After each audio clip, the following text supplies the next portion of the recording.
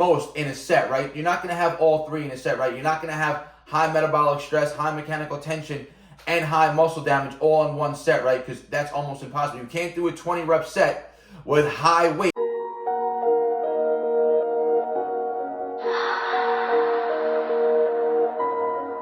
None of y'all stopping me, don't need to ask. Chopping trees, planting seeds, plotting schemes, crossing lines, dotting T's. Lines are blurred, I cannot see. Before I die, I'm top three. Before I die, I'm top three. He's telling me how many reps I gotta do. Okay. Okay. What is going on, YouTube? You are back with BARNATURALPREZ, and today's video I'm gonna be bringing you a full body routine. It's gonna be a mix of calisthenics and traditional weightlifting today. I've been talking a lot to you guys about in the past, recently, the difference between closed chain exercises and open chain exercises. Remember, all calisthenic movements, squatting is always a calisthenic exercise, pull-ups, push-ups, dips, handstand push-ups. Remember, these exercises are gonna be called closed chain movements because the limbs are fixed and the body moves through space. That was not a demonstration of a closed chain movement, right? This, I'm trying to demonstrate a handstand push-up or a pull-up, but I'm demonstrating more of an open chain exercise by doing this, which would be a lat pull down, right? A machine-based exercise. Remember, open chain, think about traditional weightlifting movements, bodybuilding style training, is when your body is fixed. So I'm fixed in a chair here or on a bench, grabbing on a bar here for a lat pull down, and I'm pulling that bar to my body.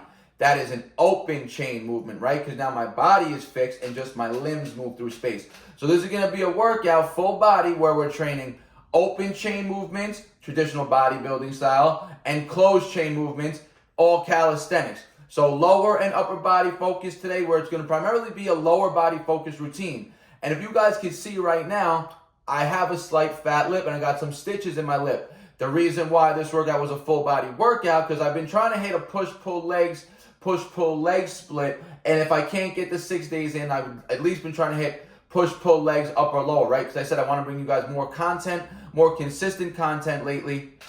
So I've been trying to train at least 5 days a week.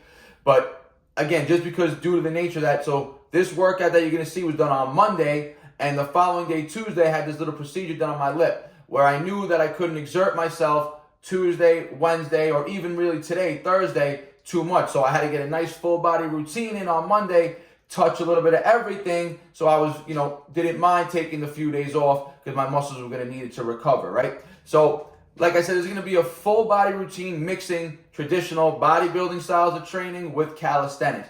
So we started this routine off training legs. And in the previous video, I posted a full calisthenic leg workout where every exercise was a closed chain movement. But now you're going to see all open chain movements for legs today. Remember, open chain means the limbs are moving and the body is fixed. So I'm starting this routine off today with a leg press. And the reason why I want to go on a leg press as opposed to squatting is because I want to push some heavy weight. I explained this in the previous leg video that I don't really find the need for myself at the moment to push heavy squatting, right? A few months ago, I was training for 1 rep maxes and I was getting close to a 300-pound 1 rep max squat, full ass to grass, deep squatting. I was building up to 285. I was on sets of 5 with 285, I believe, just about to hit that 300 mark. But then I said to myself, there's really not a need for me to keep pushing the weight, right? The risk to reward is not worth it right now. I didn't have a competition coming up. And then just so happens a few weeks ago, I don't know if you guys came across the video and I spoke about it, a bodybuilder died squatting only 450 pounds. Literally, he couldn't get the rep up. And basically, the bar crushed him, almost collapsed him, severed his neck, right? So the risk for keep going up in squat weight right now is not necessary for me, right? I can still build strong legs, muscular legs, doing my calisthenic workouts. And then if I want to push some weight like you're seeing today, I can do it a lot more safer on a machine, taking the stability aspect out of it, right? Taking the danger out of it. Because if I fail now on a machine, all I got to do is close those pins. I'm not going to get crushed by the weight because there's always a safety mechanism built into the machines, right? So I started this routine off with leg press. And remember this, guys. I talked about this in the past also. There are 3 main drivers or 3 main factors that cause muscular hypertrophy or muscle growth, right? That is metabolic stress. Remember this. Metabolic stress is a metabolite buildup in the muscles, right? Think about high volume sets, 50 rep push-up sets, right? 30 rep pull-up sets where you're building up a crazy pumping up a lot of blood and fluid into the muscles. That is metabolic stress. That is one driver of muscle growth. Then you have mechanical tension. Mechanical tension, think about heavy sets. The heavier the load, the more mechanical tension on the muscle. So mechanical tension is driver number 2 of muscle growth, right? And those are in no specific order, right? Doesn't mean that metabolic stress is first and mechanical tension is second. It doesn't matter. These are just the 3 key principles that you need to focus on in order to induce muscle growth, right? And the third one, muscular damage. So you have metabolic stress, mechanical tension, and muscle damage. Now think muscle damage. Remember, you cause the most damage in the muscle when you're doing eccentric loading. Eccentric meaning the negative portion of the rep. So the slower and more controlled you take your sets, the more eccentric loading is going to be there, the more muscle damage is going to occur. So think about sets like my previous leg workout. Very slow tempo Bulgarian split squats, right? 12 rep sets taking 90 seconds, right? Slow eccentrics, 3-second negatives, pausing on the bottom, 1 second up, right? So where 1 rep's taking 4 to 5 seconds, right? So if you're doing 12 reps, you're going to be on there for about 60 seconds minimum for a 12 rep set, right? That's a lot of overall damage being done to the muscle, right? Higher rep sets, when you're doing 20 rep sets, you're really not really focusing on that slow. You're just more focusing more on the pump, right? That's what's going to build that metabolic stress, right? So you have metabolic stress, mechanical tension, and muscle damage are 3 key drivers of muscle growth, right? So we started off this leg workout with leg presses. You're going to see first 2 sets were warm-up sets, 270 pounds. You can see I'm going nice and slow and controlled. And then I went to 360 pounds, 270 for 15, 360 for 12. Really focusing on the negatives, trying to get a nice stretch in the muscle, full range of motion, full lockout every rep. Then we went into our 2 main working sets here, where I'm doing 450 pounds on the leg press. So I'm increasing that overall tension now. That mechanical tension is getting higher. And what's happening naturally, the reps are going down, right? So I'm hitting 10 rep sets only. And again, so now remember, you could get, out of those 3 drivers, you may get 2 at most in a set, right? You're not going to have all 3 in a set, right? You're not going to have high metabolic stress, high mechanical tension, and high muscle damage all in one set, right? Because that's almost impossible. You can't do a 20 rep set with high weight and nice and control, right? They don't work together, right? That's not how the body works. That's not how energy systems work, right? So you could get 2 out of the 3, but most of the time might just be 1 out of the 3, right? But this set right here, these sets of 10 on the leg press, there's going to be high mechanical tension as well as high muscle damage because I'm trying to go nice and slow and controlled on it, right? But I'm not really building those metabolites up because I'm not pumping a lot of volume in. So 2 main sets here, 450 pounds. Then I go into 1 big drop set right after, back down to 270. Here I'm trying to pump the blood in, pump the volume in again. So here, now on this back off set of 270, now the mechanical tension is lower, but the metabolic stress is high and the muscle damage is high due to the negatives, the slow and controlled movements, and the high repetitions, right? So now I'm pumping a lot of blood and a lot of fluid into the muscles and creating a lot of damage by the eccentrics, right? So the first main exercise of the day were these leg presses where I can really load them up, get a high mechanical tension with a low risk factor. Then from there, I went into a little more isolation for the legs. I went into this seated leg curl. Specifically, remember, this is going to target the hamstrings.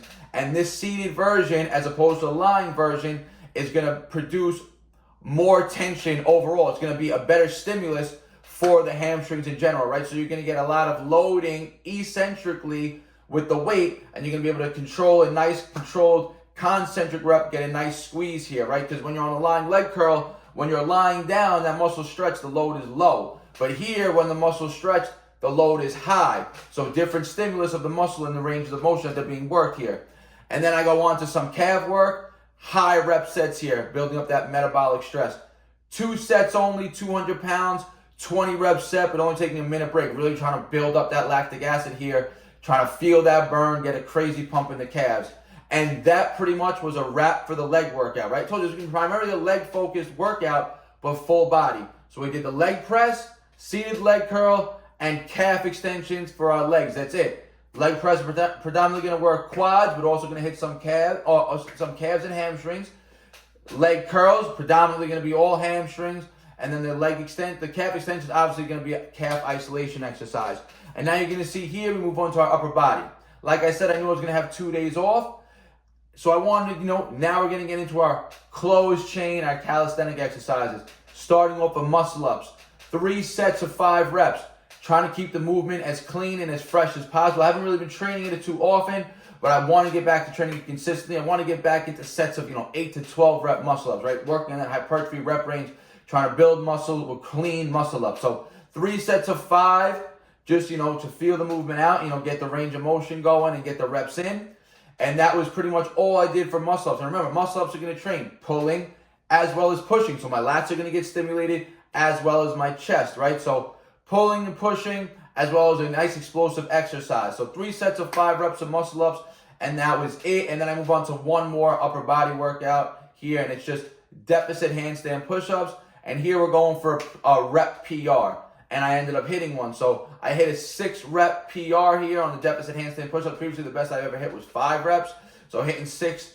And again, this was after muscle up. So my upper body had a little bit of fatigue built up into it, as well as my legs are pretty heavy from doing all the leg work, right?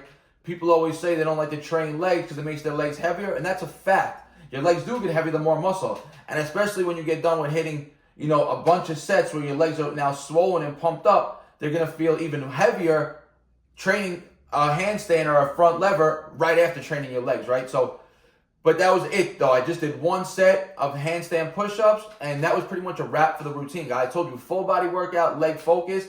Then I ended up taking off on Tuesday for the procedure.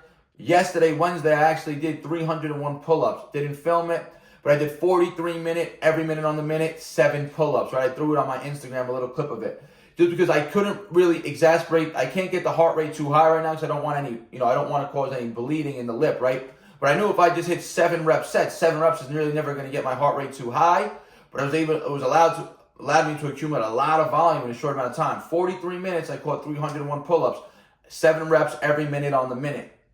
And I'm probably going to do something similar today or tomorrow for dips. Again, low volume sets, but a lot of sets, so we'll get a lot of volume in overall with low, overall stress to the body, right? I'm not going to be exasperated, pumping blood around the body. I'm not going to get the heart rate up or risk injuring my lip, right? I'm not going to be straining for reps.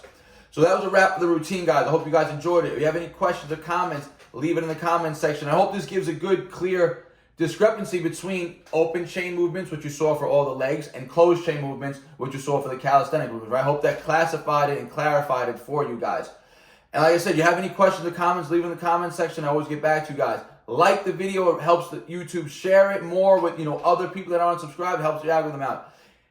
Like the video. Share the video with your friends and your family. All those help YouTube promote it more.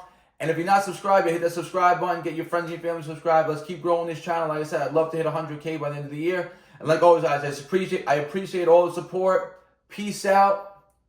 Bar Naturals.